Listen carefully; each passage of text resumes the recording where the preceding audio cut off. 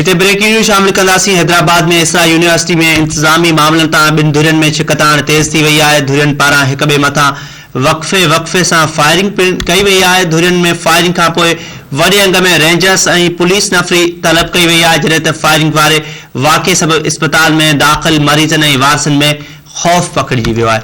अव्हांखे आगाह कयूं पिया हैदराबाद में ब्रेकिंग न्यूज़ आहे। हैदराबाद में इसरा यूनिवर्सिटी में इंतजामी मामलनि तां बिन धुरियुनि में छिकताण तेज़ थी वई आहे।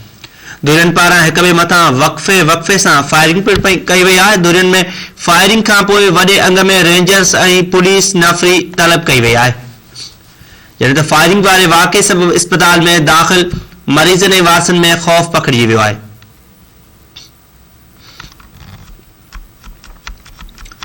ब्रेकिंग न्यूज़ हैदराबाद मां शेयर कयूं पिया। हैदराबाद में इसरा यूनिवर्सिटी में इंतजामी मामलनि तां बिन धुरियुनि में छिकताण तेज़ थी वई आहे। धुरियुनि पारां हिक ॿिए मथां वक़फ़े सां फायरिंग पिण कई वई आहे। धुरियुनि में फायरिंग खां पोइ वॾे अंग में रेंजर्स ऐं पुलिस नफ़री तलब कई वई आहे,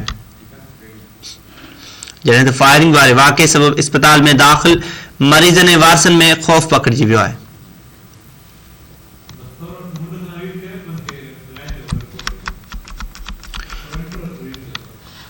ब्रेकिंग न्यूज़ असां शेयर कयूं पिया। हैदराबाद में इसरा यूनिवर्सिटी में इंतजामी मामलनि तां बिन धुरियुनि में छिकताण तेज़ थी वई आहे। धुरियुनि पारां हिक ॿिए मथां वक़फ़े सां फायरिंग पिण कई वई आहे।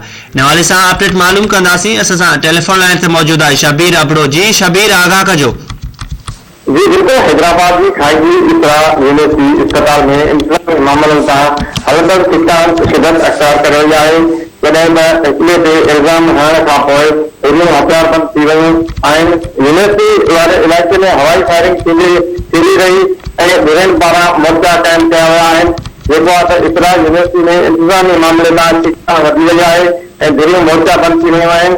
इंतजामी दावेदार धुरियुनि जे मोर्चा बंदि थियण खां पोइ हवाई फायरिंग जो वाक़ियो पेश आयो आहे, जंहिं करे इलाइक़े में ॻाल्हि पखिड़िजी वियो। हवाई फायरिंग थियण जे नतीजे में इस्पताल में दाख़िल मरीज़ ऐं उन्हनि जा वारस परेशानी में मुब्तला थी विया।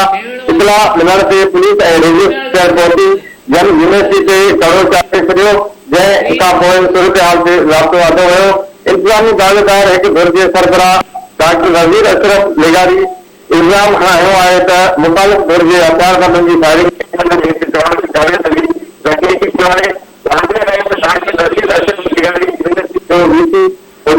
आगाह कजो, हिन वक़्तु कहिड़ी सूरत हाल आहे? जी बिल्कुल, हिन वक़्तु पुलिस ऐं रेंजर्स पारां सूरत हाल ते कंट्रोल करे वरितो आहे, जॾहिं त ख़तम थी चुकी आहे। अवांजी महिरबानी शबीर अबड़ो तफ़सील ॾियण लाइ।